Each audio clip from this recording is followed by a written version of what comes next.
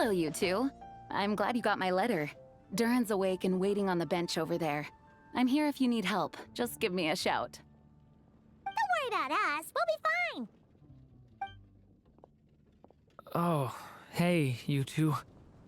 I just remembered what happened right before I passed out. Thanks for holding me back. I shudder to think what might have happened if you hadn't. I'm fine now. It's just... a lot of people seem to have forgotten me. Don't worry. We'll figure out a way to fix this. Why don't you start by telling us what happened? It felt so strange. After I realized no one recognized me anymore, I suddenly felt like I'd completely lost contact with my body. Abyssal power lies sealed within this body I inhabit. So when I lost my connection to it, I lost control of that power too. It wasn't until I heard everyone calling my name that I was able to reconnect with my body.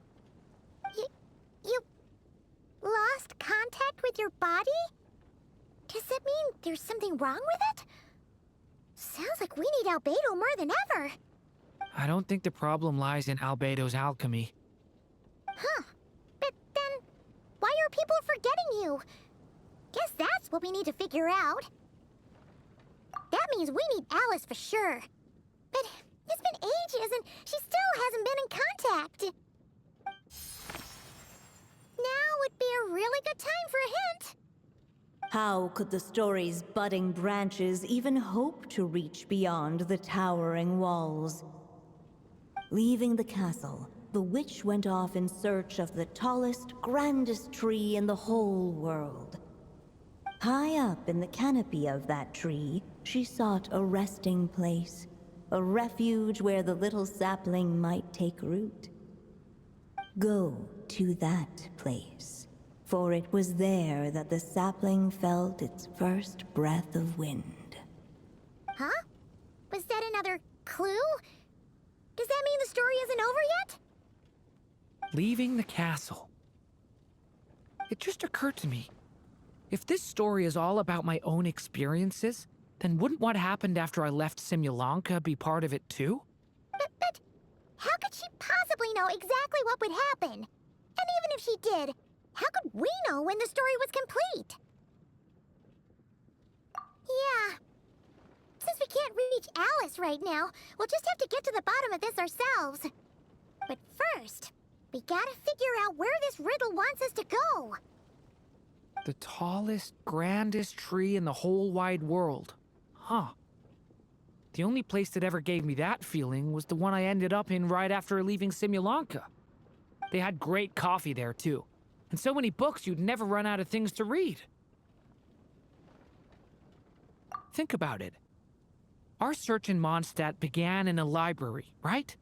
Well, Sumeru City's got one of those, too. And it's absolutely huge. What do you say?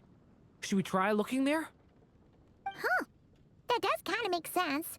And it's not like Paimon's got a better idea. Alright, let's just give Jean and the others a heads up first. Well, it sounds like you've got a plan, so I won't interfere. All I ask is that you stay safe. Albedo won't be back for some time, and until he is, we can't know for sure how dangerous Durin might be in his current state. I'm so sorry about what happened before. Believe me, I'm not blaming you, and neither is anyone else here. If anything, it's the opposite. We're all just worried about you. Worried? About me? Come with me. I want to show you something. As soon as they heard you were awake, they all hurried over to see how you were doing. You all came to see me? A little birdie told me you're working on finishing a storybook. So maybe all those people losing their memories is just a plot twist, waiting to be resolved. Miss Lisa, you always seem to know how to put my mind at ease. Please, everyone, don't worry about me. When I get back, I'll find a way to complete my mother's story, and the one we started, too.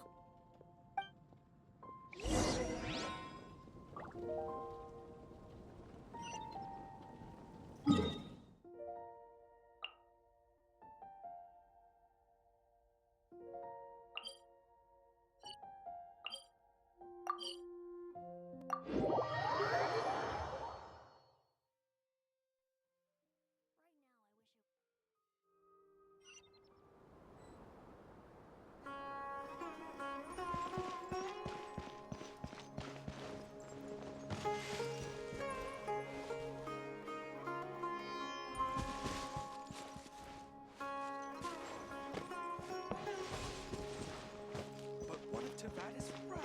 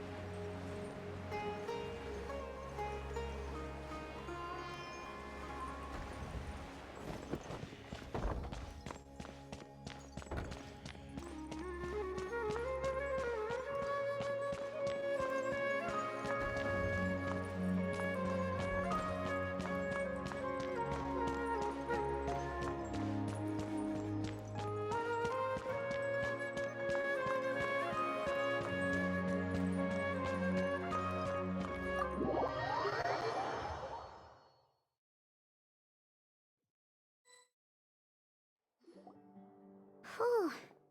After the library hunt in Mondstadt, it's not as if Paimon was expecting this to be easy. But this... Yeah... This is something else. Where do we even begin? Even the clue this time seemed kind of cryptic. Yeah. Guess the best we can do is stay on the lookout for more weird things going on.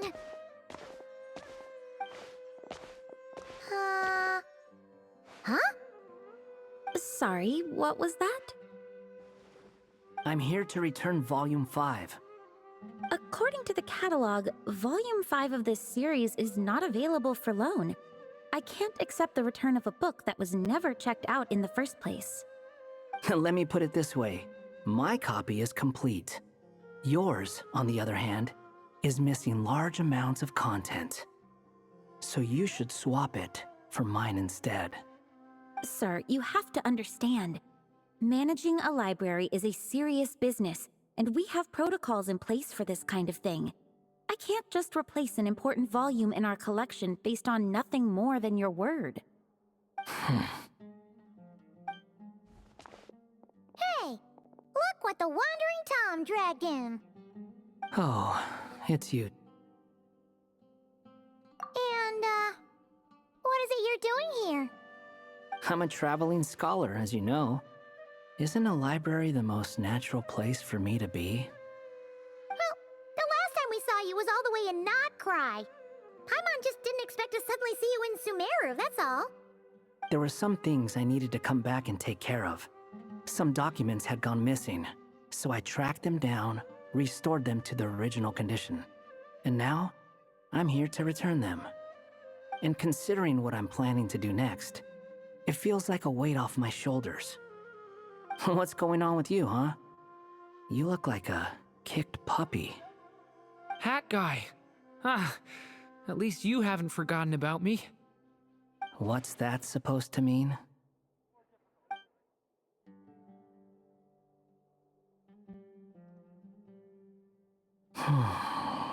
So it's been getting worse.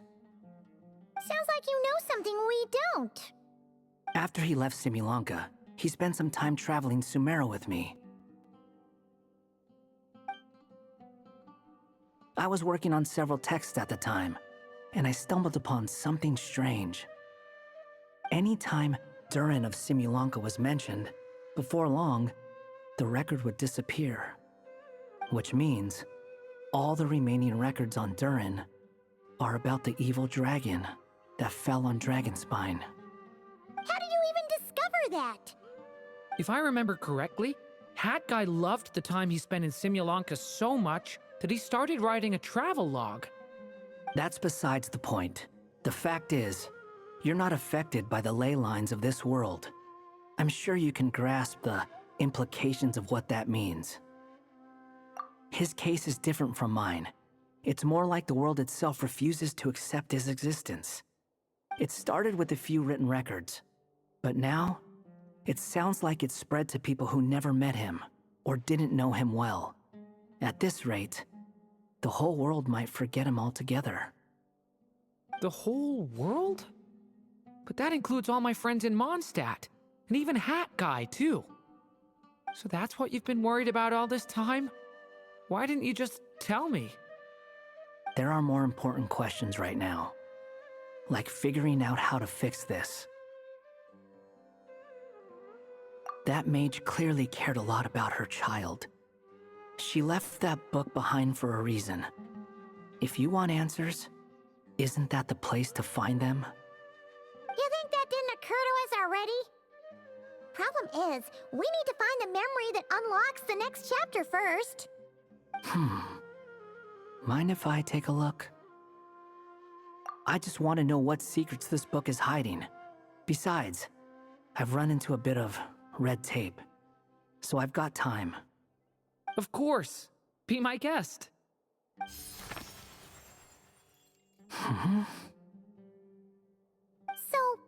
the memory we've been looking for was about you?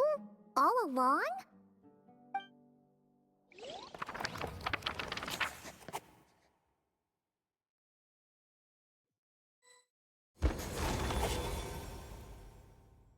The little dragon became companions with a stray cat with dark blue fur. It was a friendship born of all they had in common. He left his castle at the stray's invitation, setting out to explore the world beyond its walls. There, he grew fond of the outside world, eager to make friends and share the story of his life. Taken by the dragon's story, the stray tried to write it down. But he soon realized that no matter how he tried, it would always warp into the evil dragon's tale.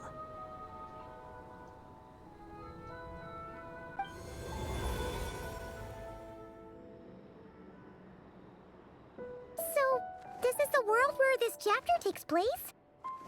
Looks like we're at the top of some kind of gigantic tree. This one must be about what happened to me when I first arrived in Tevat. No wonder the memory that unlocked it was about Hat Guy. Most of my memories from that period were. Hold on. Anyone want to explain how I ended up looking like this? Maybe you've become a character in the story too. You see me as a stray cat? A wandering Tom, to be exact. You should count yourself lucky. Of all Durin's friends, your character is by far the most memorable. Maybe it's because I've known Hat Guy for longer, so my impression of him is more vivid than the others. Vivid? Then how come you haven't changed one bit? Guess that means the impression the Traveler left was so vivid, it didn't need changing.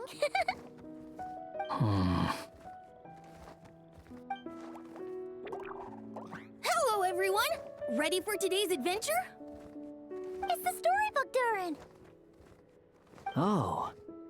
So you're not playing yourself in this one? Does that mean the two of you have even more memorable roles to play? Where are we going today, kitty cat? Whatever. Just follow me. Same as always. Okie dokie! Can we chat along the way?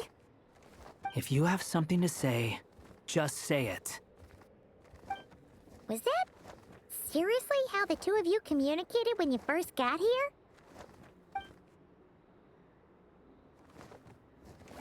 Yep.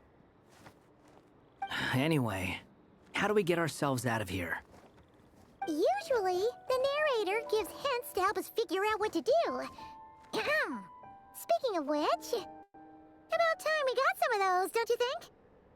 The story's vines had woven themselves together into a giant tree, the boughs of which a little storyless dragon now paced, homeless among its leaves. He had to find a way to leave this place and set off in search of a home of his own. If he stayed, the world would erase him from its memory altogether.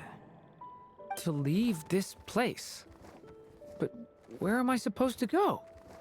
The little dragon felt completely lost. Just like the vines, the road ahead branched off into different directions, twisting and turning before disappearing into the mist. But as luck would have it, a prophetess waited up ahead. Perhaps she might know where each path might take him.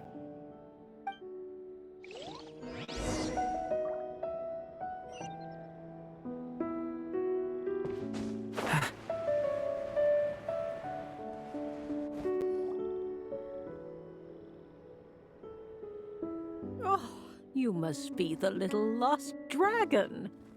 It's true. My friends and I are lost. This meeting was no accident. The prophetess was in fact the seer witch, here to present her promised gift. The seer witch. Oh yeah! That's Mona's teacher, right? The old hag? Insolent child. I am the seer witch, your prophetess, not some old hag. Sorry!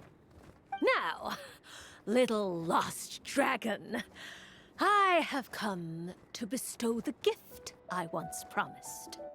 A prophecy. A prophecy? Hear me now, for my prophecy is this. One day, the dragon from beyond the castle shall be reborn, and none may avert its coming. The wind took the prophecy and swept it off into the distance. And so, the little dragon was shown a path to wander. As far as I remember, once that alchemist from Mondstadt learned about the prophecy, he chose to stand with you against the evil dragon. So, what does any of this have to do with you being forgotten? Oh, wise witch of prophecy. Could we trouble you with another question? As enigmatic as she was elegant, the seer witch spoke no more, for her thoughts had long since returned to the starry firmament above. Ugh, just when we actually needed her. The seer witch was my mother's friend, so the prophecy she just gave should turn out to be helpful. Well, it's not like we've got better options. But, if all we need to do is leave this place, which path should we take? Why don't we take a look around?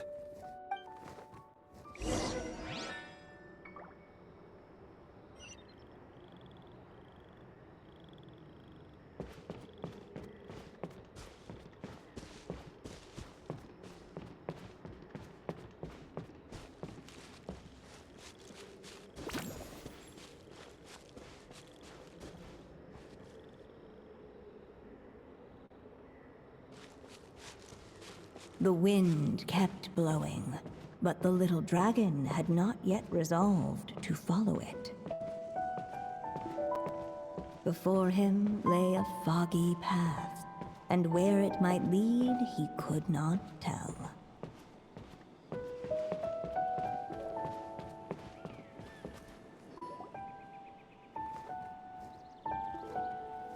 If we go this way, we'll be heading back to Mondstadt just like we planned. Out of all the options so far, this seems like the safest, right? At least we know what happens next. He helps stop the evil dragon from returning, gets a new body, makes a whole bunch of friends, who all just forget about him. But you didn't forget, Hat Guy. I'm just saying, choosing this path wouldn't solve the main problem.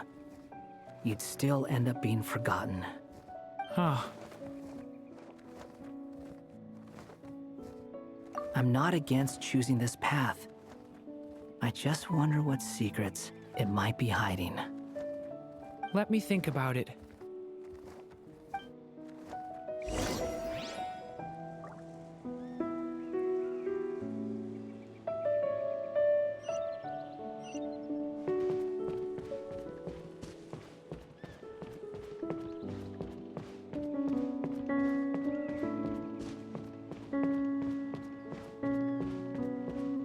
I still think you should keep going, little dragon. If you leave the castle, you can accomplish something amazing and make a bunch of friends along the way. Really? Then let's go! Unable to preserve his story, the little dragon wandered astray. Fortunately for him, a certain prophetess had left behind a prophecy to guide him. The wind took the prophecy and swept it off into the distance, and so the little dragon was shown a path to wander. Following the wind's guidance, the little dragon made his escape. In turn, the prophetess affirmed the little dragon's choice, leaving an extra secret as her parting gift. Now that you've made up your mind, I shall keep my promise by explaining Fate's little trick. Long, long ago, the gods of the high heavens gave the world outside the castle a magic of its own. They called it storytelling. It was a magic of almost unshakable power that governed how people met, grew close, and understood one another. Each person had a story meant for them and them alone, one whose ending was written in the heavens long ago. In truth, your story and the evil dragons are simply two versions of the same tale, and that is something the magic of storytelling cannot abide. Beyond the castle's walls, your story cannot take root, for the evil dragon's tale has done so already.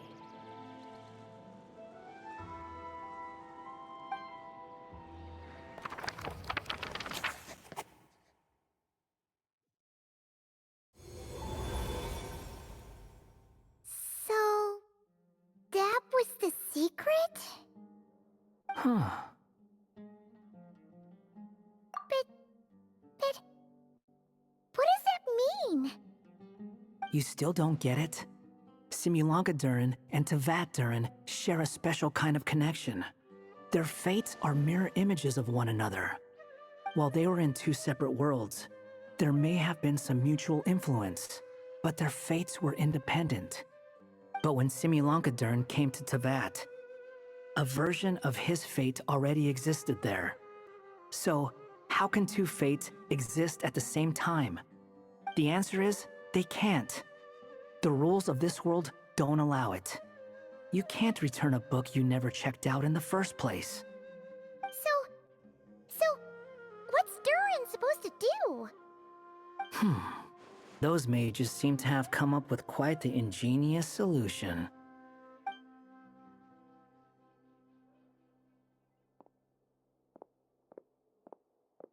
I'm here to make a return. As I said, there's no record of Volume 5 of this series ever being checked out. Then just think of this as Volume 6. Based on what I know, the author was planning on publishing another volume anyway. The catalog does have a slot reserved for Volume 6, so this is it? Sure, let's go with that. All you need to know is, I'll be the one writing this series from now on. You... What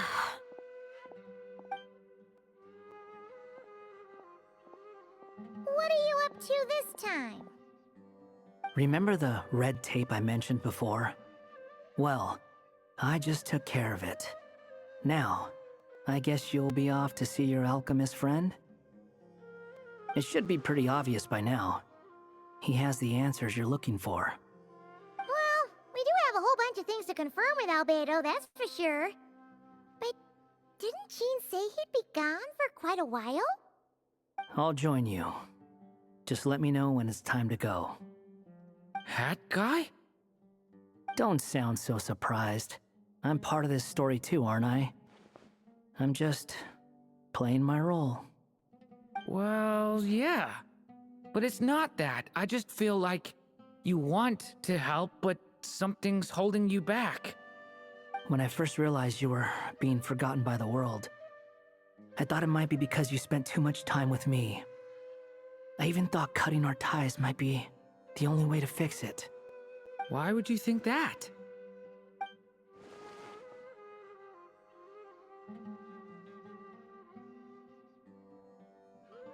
It doesn't matter now. Judging from the answer this book has given us, I was probably overthinking it. Just as well, with the ley lines rejecting him like this, the people who still remember him are his only remaining connection to this place. If that last fragile tie was broken, who can say what devastation his unbound body might unleash? And to think I'm one of the people keeping you here, instrumental in helping change your fate. Can't say I saw it coming. Well, if it's good enough for Hat Guy, it's good enough for me. After all, he is about as odd as humans get. Excuse me? With some people, even if you try asking a simple question, they'll always give you a complicated answer. And the more you ask, the more complicated it gets. Truth is, Hat Guy's just that kind of guy. Whatever. All I needed was a yes or no, so we can quit it with all the back and forth. Maybe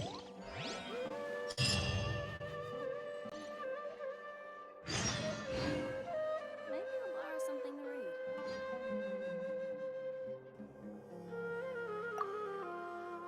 If you feel like stepping back into the story, just come find me.